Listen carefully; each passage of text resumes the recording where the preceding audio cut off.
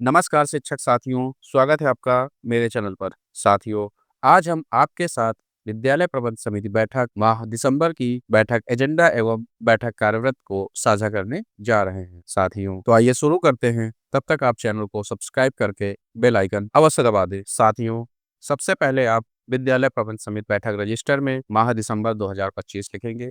इसके बाद विद्यालय का नाम, ब्लॉक, जिला, एसएमसी बैठक हो जाएगा विषय में, दिनांक 3/12/2025, दिवस बुधवार। इसको आप अपने बैठक रजिस्टर में लिखेंगे। इसके बाद देखिए यहाँ लिखा हुआ बैठक एजेंडा। बैठक एजेंडा में प्रस्ताव या कार्य योजना, सेवा में विद्यालय प्रबंध समिति अध्यक्ष, उपाध्यक्ष, सदस्यगण, ग्राम प्रधान एवं अभिभावकगण, आप सभी को सादर अवगत कराना है कि तो इस प्रकार से आप इसको अपने बैठक रजिस्टर में लिख लेंगे। इसके बाद है सूचना का माध्यम। सूचना का माध्यम हो जाएगा मोबाइल द्वारा, बच्चों द्वारा, रसोइयों द्वारा और स्वयं के संपर्क द्वारा। अब हम एजेंडा बिंदु देखते हैं। एजेंडा बिंदु, बैठक में निम्नलिखित एजेंडा बिंदुओं पर आवश्यक चर्चा होनी है। पहला बिंदु है विद्यार्थियों की 100% उपस्थिति व अर्धवार्षिक परीक्षा पर चर्चा। दूसरा, नवोदय विद्यालय एवं विद्या ज्ञान प्रवेश परीक्षा, जन्म प्रमाण पत्र, आधार कार्ड की स्थिति पर चर्चा। इस प्रकार से ये जितने भी आपको एजेंडा बिंदु दिख रहे हैं, इनको आप अपने बैठक रजिस्टर में लिख लेंगे। यदि आप इसमें अपनी तरफ से कोई भी एजेंडा बिंदु शामिल करना चाहते हैं तो उसको भी शामिल कर सकते हैं। अब हम बैठक कार्यवृत्त को देखते हैं। महानिदेशक स्कूल शिक्षा लखनऊ के आदेश के क्रम में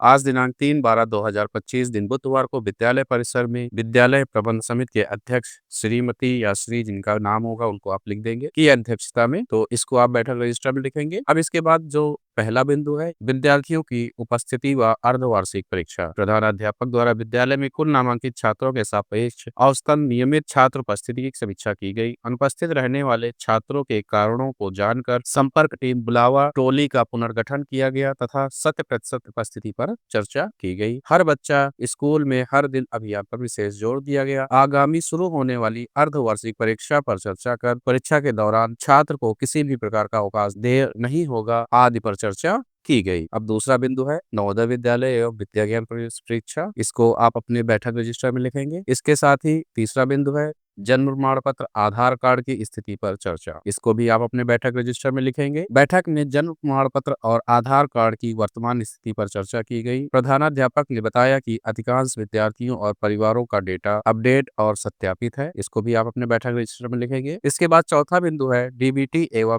अभिभावक सीटेट खाता पर चर्चा। बैठक में बताया गया कि डीबीटी योजना के अंतर्गत छात्र छात्रा को विभिन्न सुविधाएं जैसे ड्रेस, जूता, मोजा, बैग, स्टेशनरी व छात्रवृत्ति आदि की धनराशि सीधे अभिभावकों के बैंक खाते में भेजी जाती है। प्रत्येक छात्र के अभिभावकों के बैंक खाते में 1200 रुपए की धनराशि सरकार द्वारा भेजा जाना है, जिसके लिए छात्र का आधार कार्ड होना एवं अभिभावक का बैंक खाता सीडेड होना अनिवार्य है। अब हम पांचवा बिंदु निपुण आकलन पर चर्चा करेंगे। निपुण भारत मिशन के तहत कक्षा 1-2 के बच्चों की भाषा और गणित में बुनियादी कौशल को मापने के लिए निपुण आकलन किया जाना है। इस आकलन से यह पता चलता है कि बच्चा पढ़, समझ और गिन पा रहा है या नहीं। इससे शिक्षक को प्रत्येक बच्चे के अनुसार सुधारात्मक शिक्षण की योजना बनाने में मदद मिलती है। कक्षा 1 एवं 2 के छात्र छात्राओं का निपुण आकलन डीएलएड प्रशिक्षुओं द्वारा किया जाता है। उक्त के लिए निरंतर तैयारी कराई जा रही है। इसको आप अपने बैठक रजिस्टर में लिखेंगे। अगला बिंदु है एसआईआर पर चर्चा। बैठक में चर्चा की गई कि वर्तमान समय में चल रहे एसआईआर कार्य में विद्यालय स्टाफ बीएलओ का पूर्ण सहयोग कर रहा है तथा गांव के प्रत्येक मतदाता को अपना एसआईआर फॉर्म भरना अनिवार्य है। भरे हुए फॉर्म को अपने बीएलओ के पास अवश्य जमा करा दे। यदि फॉर्म भरने में कोई समस्या आ रही है तो विद्यालय स्टाफ या बीएलओ से संपर्क करें आदि पर चर्चा की गई। इसके बाद सातवां बिंदु है विद्यालय विकास योजना एवं कायाकल्प। बैठक में अवगत कराया गया कि विद्यालय परिसर की रोड का मरम्मतीकरण एवं विद्यालय की बाउंड्री वॉल की पुताई कराने की आवश्यकता है। मौखिक रूप से पंचायत सचिव जी को अवगत करा दिया गया है। विद्यालय के 19 पैरामीटर पूर्ण हैं। इसके साथ ही अन्य महत्वपूर्ण कार्यों पर भी चर्चा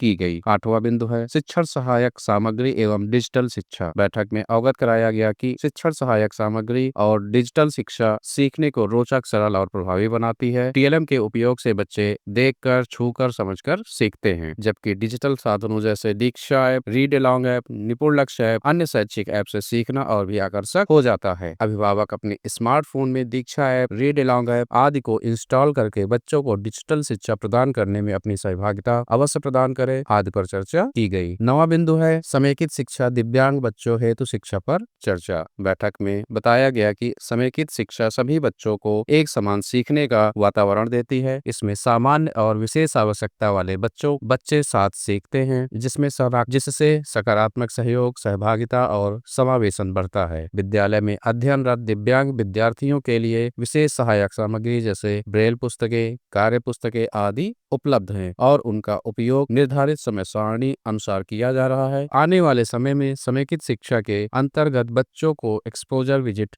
कराया जाएगा। अगला बिंदु है अन्य विषय पर चर्चा। बैठक में अन्य महत्वपूर्ण विभागीय दिशा निर्देशों आदि के बारे में चर्चा की गई तथा वर्तमान समय की कार्य स्थिति से अवगत कराया गया। विद्यालय प्रबंध समिति की बैठक का समापन अध्यक्ष या प्रधानाध्यापक द्वारा किया गया। बैठक में सभी एजेंडा बिंदुओं पर विस्तृत चर्चा उपरांत अध्यक्ष ने सदस्यों और शिक्षकों की सक्रिय भागीदारी की सराहना की। समिति ने सभी बच्चों के सर्वांगीण विकास और निपुण और विद्यालय की गुणवत्ता बढ़ाने हेतु सहयोग जारी रखने का संकल्प लिया। उक्त पश्चात सूक्ष्म जलपान के साथ बैठक समापन की घोषणा की गई। साथियों, इस प्रकार से आप अपने एसएमसी बैठक रजिस्टर में माह दिसंबर की बैठक लिख सकते हैं और बैठक को आयोजित कर सकते हैं। साथियों, आशा करते हैं कि मेरे द्वारा एसएमसी बैठक साझा की गई है आपको अपने विद्यालय में बैठक कराने में हेल्पफुल रहेगी। यदि आपको मेरी वीडियो पसंद आती है तो कृपया वीडियो को लाइक करें, शिक्षक साथियों के साथ शेयर करें। साथ ही साथ यदि आपके कोई सुझाव है तो कमेंट बॉक्स में जरूर बताएं। धन्यवाद, मिलते हैं अगले वीडियो में।